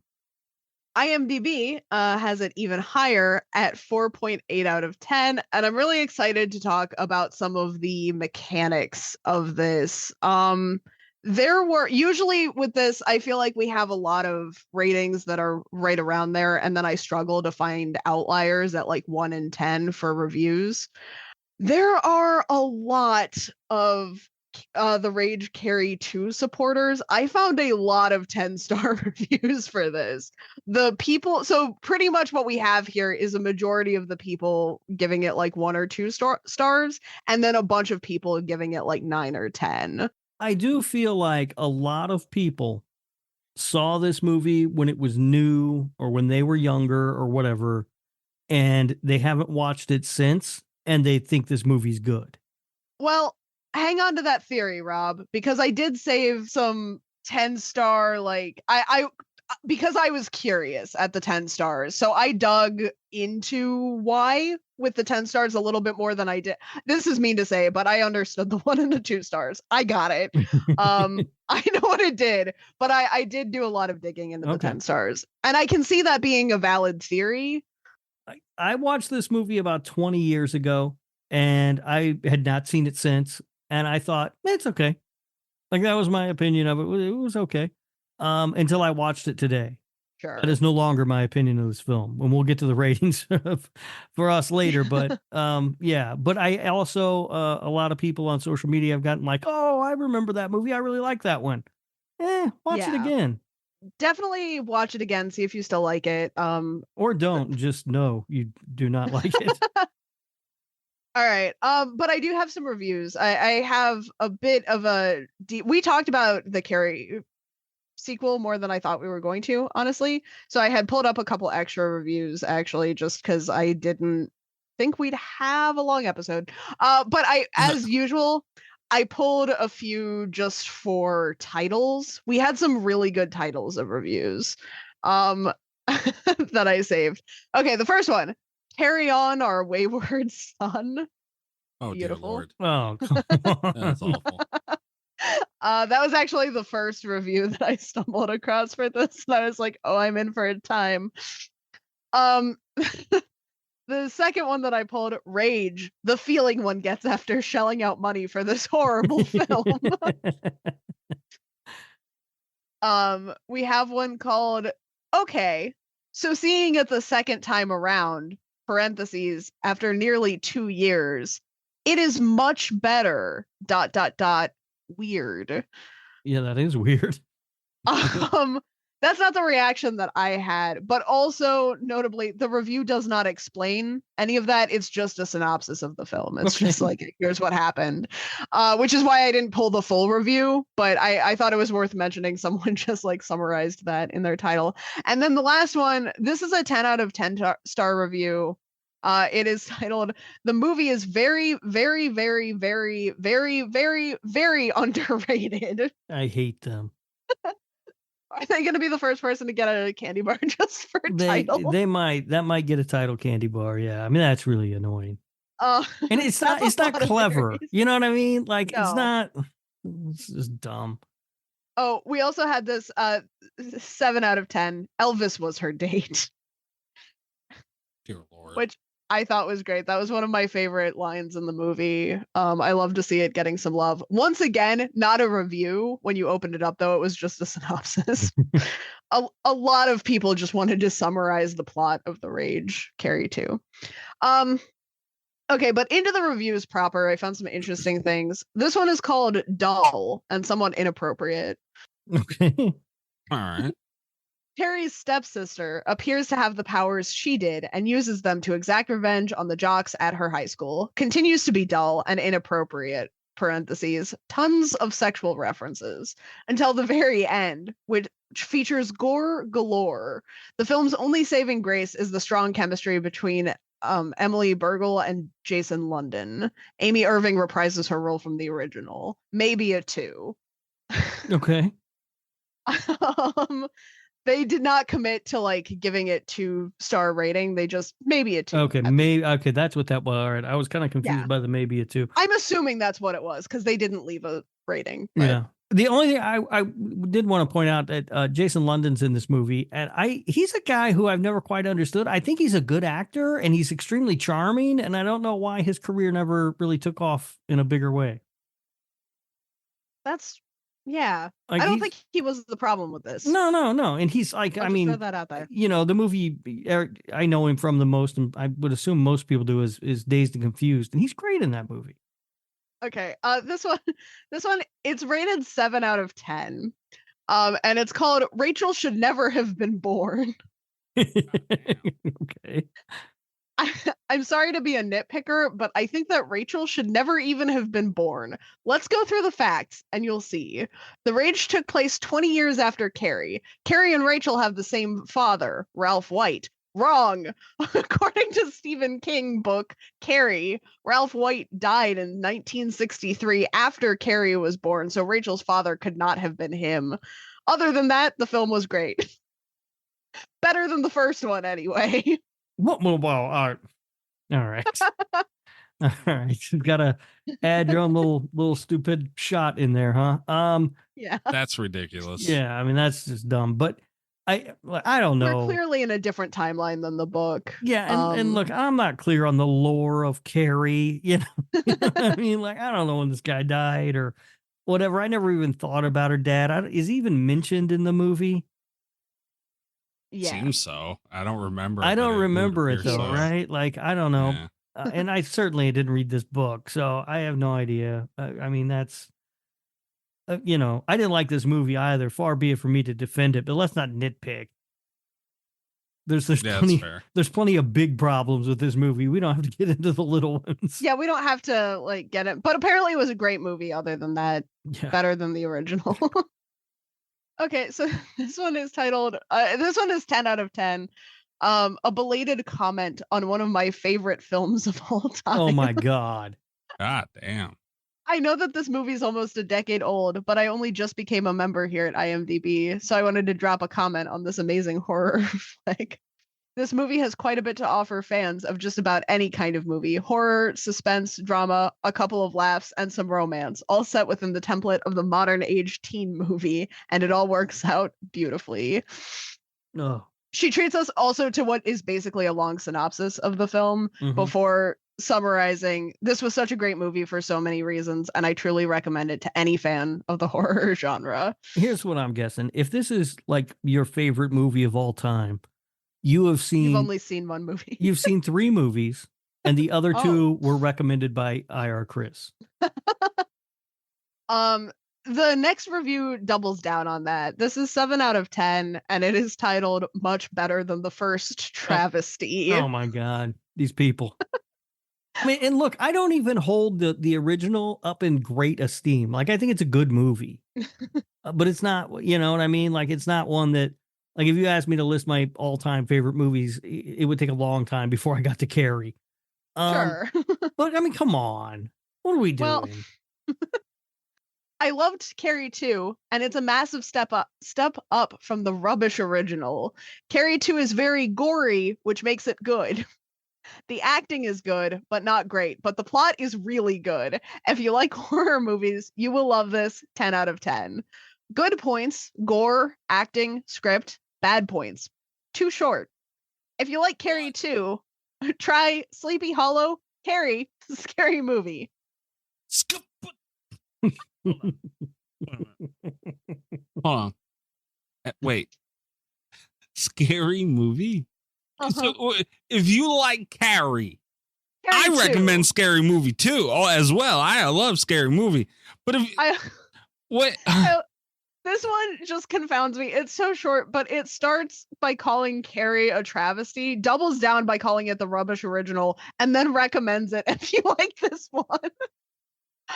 Oh. Yeah, I was wondering about that too. In between Sleepy Hollow and Scary Movie. What the fuck? And how is this like Sleepy Hollow? Like it's not. What? It's not like Sleepy Hollow. It's not Sleepy Hollow at all. I think it should be a requirement for all IMDb reviews to leave recommendations for other movies, because those are always my favorite things to look at. Yeah. And Scary Movie, I mean, I guess there's a Scream parody in this one too. I don't know. I mean, this movie was like Scream and American Pie. As weird as it sounds, that party scene and everything, this movie was just missing Stifler. That was it. Like this movie felt like American Pie in a lot of spots. Fucking Sleepy Hollow and okay, all right, whatever. Did they mean Scream? Maybe I really don't know what they meant in All this. right. Honestly, there's a lot going on in that one. This one, 10 out of 10, extremely underrated. This movie is seriously underrated. People need to remember that it was filmed in 1998 and that I have loved it ever since then. This is a great revenge story. So when I want to envision my revenge on someone, I put this on. Very good movie. I highly recommend. Give it a try and don't believe the low rating. It's definitely worthy of 8+ stars. My favorite. It's one of my favorite things ever. People need to remember that I love this movie. Out of all the I know, it was gives filmed a in shit? 1988 and that I have loved it since then. Who gives a shit if you've loved it since then? My favorite part about this, I'm not going to read it a second time, but this exact same paragraph is in there a second time. It's just the same verbatim paragraph twice. Okay, and then I saved this one because I feel like we're gonna have some discussion about this. It's got no rating. It's just titled The Rage in all caps. And I just assume every sentence here has an exclamation point. Okay. I liked this movie. The reason why I liked it is I could kind of relate to the main character. I thought this movie was good at how showing kids can be really cruel. I didn't think it was trendy or plain or stupid, as I Know What You Did Last Summer 1 and 2 and Scream 1 and 2. Considering that I am a horror film freak, I thought this movie was really good. I can't tell, asshole. That sounds like you don't know what the hell you're talking about. Scream? Why? Why does everything compared to I can see why this one, but still, everything's being compared to Scream. That's nowhere near its atmosphere. Let alone, God fucking damn. And how dare someone compare this to I Still Know What You Did Last Summer? I hate you. I think you mean I Know What You Did Last Summer too. Yeah. Considering, it had a good plot. I'm sorry. It had a plot, good emotion, Sure did. believable characters. It did have a plot. It did. It had a plot, and really good irony, like what happened to the counselor. Overall, Wait, I have to say, how was that ironic? it's very ironic. Did I miss something, or is this person? It was really good irony. Alanis Morissette wrote this review. Overall, I'd have to say to anyone asking me if this movie is worth the money, I would gladly say yes. So that's our last full review. I have a proposal though for IMDb, for CSIMDb. coming up on the Patreon because I found this gem. Oh, good. It's 10 out of 10, the best movie. I saw this movie, and all I got to say is that it is an excellent movie with an excellent cast. And oh my God, I love the story. It's so well written. It's just wonderful. I just don't understand the end of the movie, but I'm going to see it again and then again to understand the movie better and the end of it. I would like that the people who read my comment that send me their opinion to my email address, which is left in the review. Wait, hold on. This guy left his email in the review and asked people to explain it to him?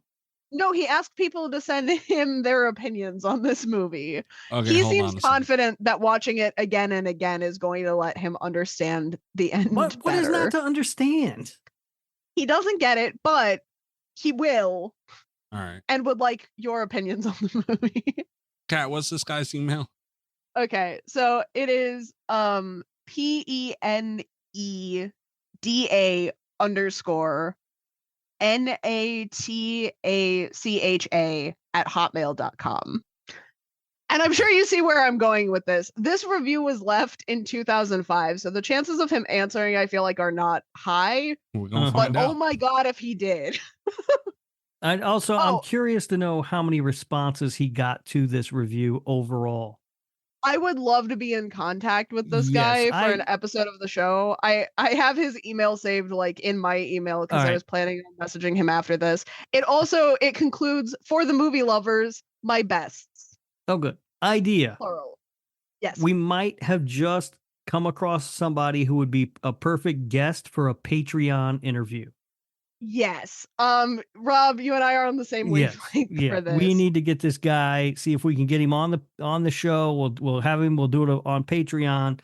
Because I don't know if it deserves a full a regular show. No, you slot. getting on a full regular show. But on Patreon, we could have some fun because I am one curious as to the number of responses he got and what exactly they were and whether or not he got any dick pics. Yes. I have a lot of questions about this. It's also worth noting that because I do my due diligence on these, they were an IMDb user from October 2005, which is the same time that they left the review, and this is the only review that they left on their account. So like they seem to have set this up just to get information about how other people feel about the Rage Carrie too. Right. And it's all coming up on 19 years and the guy hasn't posted another single review. No, he's been probably because he's been too busy looking through the dick pics. He hasn't had time to watch any other movies. He's just watching this on a loop so he can understand it. Yes. Which is another question I have for this guy. What the hell didn't you understand about this Indian? Good Lord, man. All right. You got facts on this thing, Rob? I do. Somewhere. Where the hell did I put them, Mikey? Oh, they're there. Well, I don't know.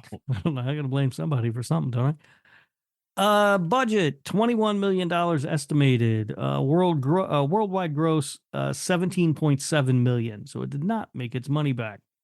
Damn. Sissy Spacek was offered a cameo in the sequel. She turned it down. However, she did give director Kat Shea permission to use some of her scenes from Carrie for the flashbacks. Which I think is odd. Like, I guess it says here she gave her permission, but I feel like maybe she gave her blessing because I don't think she needed permission. You could probably just use it, right? Like Sissy Spacek doesn't. I don't think Sissy Spacek owns that footage. Yeah, that seems above her pay grade. There's rights and things. Very funny if like this was an illegal movie because they had reached out to the wrong person. Like they just reach out immediately to Sissy Spacek, assuming she owns it. Yeah, but it's nice that she did give her blessing for him to use the footage. That's nice to hear because we all love Sissy Spacek. Why, and also nice to hear that she was smart enough to look at this movie and go, nah, I'm not doing that. This film began as an original story before producers realized how similar it was to Carrie, so then they changed it to make it a sequel. Okay. Amy Irving is the only actress and character to return from the original film, which I guess no surprise on why. This is loosely based on a real-life 1993 incident in which a group of high school jocks were involved in a sex scandal. So you were right, Mikey. Oh yeah, dude, yeah. This thing was going on. Absolutely, man. Like I said, I've been in locker rooms, dude. That around this time, there's a lot of talk about women and shit in there, man. That's not popular in today's conversations and everything, and rightfully so. But nonetheless, that's what took place, and I ever taught stories about that's just how it went, man. The name of the insane asylum in the film is Arkham, a reference to a town in the works of H.P. Lovecraft. Also, the same name of the asylum in the Batman comics and TV shows and the such. The character of Arnie, who's Rachel's nerdy friend, is a direct reference to Stephen King's novel-turned-movie Christine, in which the lead character was a nerdy guy named Arnie. Wish we would have watched Christine. Rage was also the title of the first novel that Stephen King published under his pseudonym, Richard Bachman. That novel climaxed with a high school shooting, and after a string of real school shootings, King decided not to allow the book to be published anymore. Smart.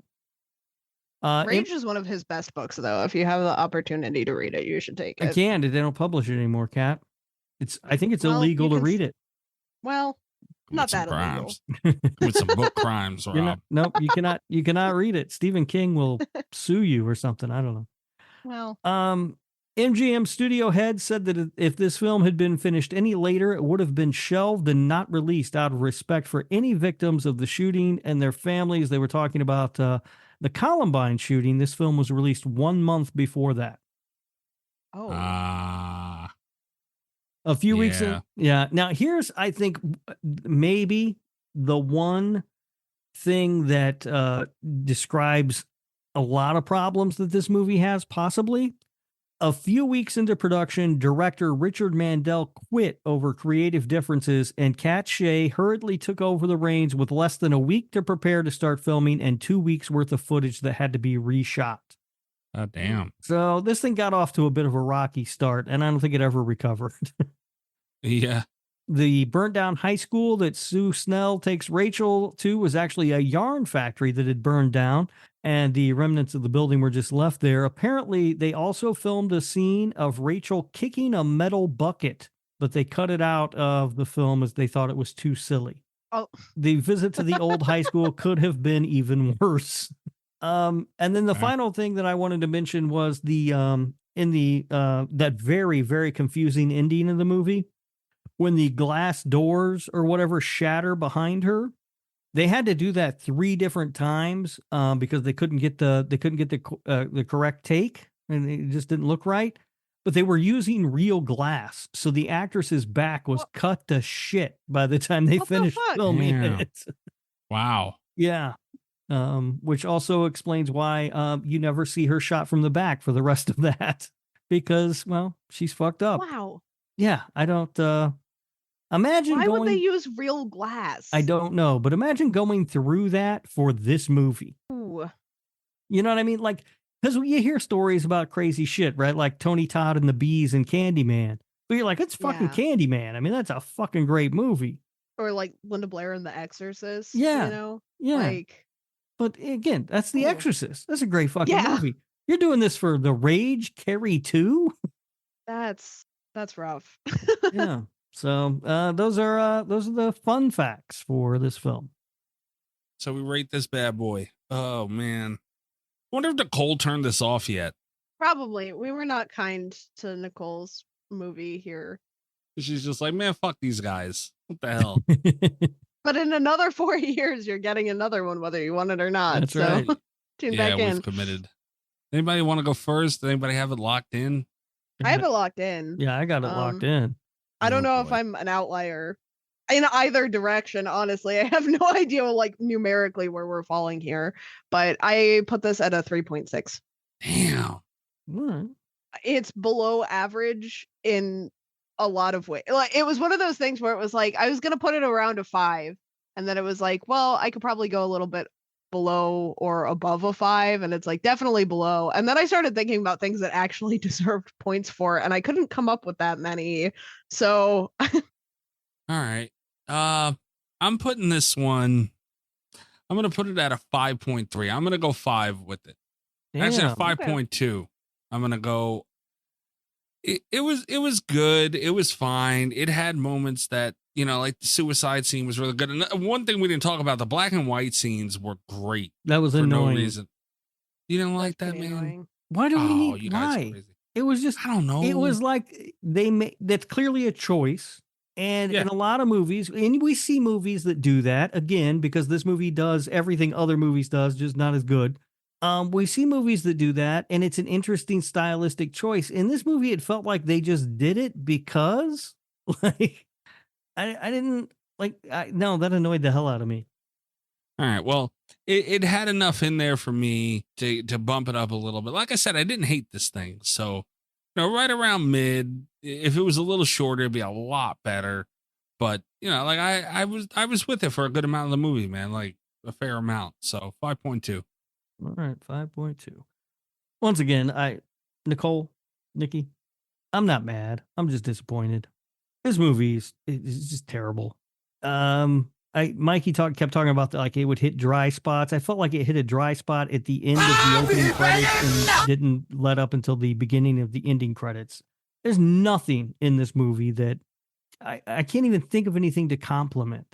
We did mention, I guess, a couple of cool, like the pool thing was all right. And it was, Mikey's right about the shot of the people at the door. That was kind of cool, I guess.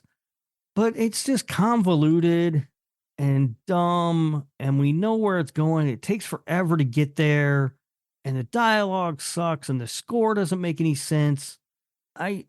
This is the best I could possibly do for this movie, and it still might be too high. I give it a 1.1. Jesus Christ, Rob. This movie sucks. For what? For 1 point? Whoa. Dude, I struggled to find reasons to justify a 1.1.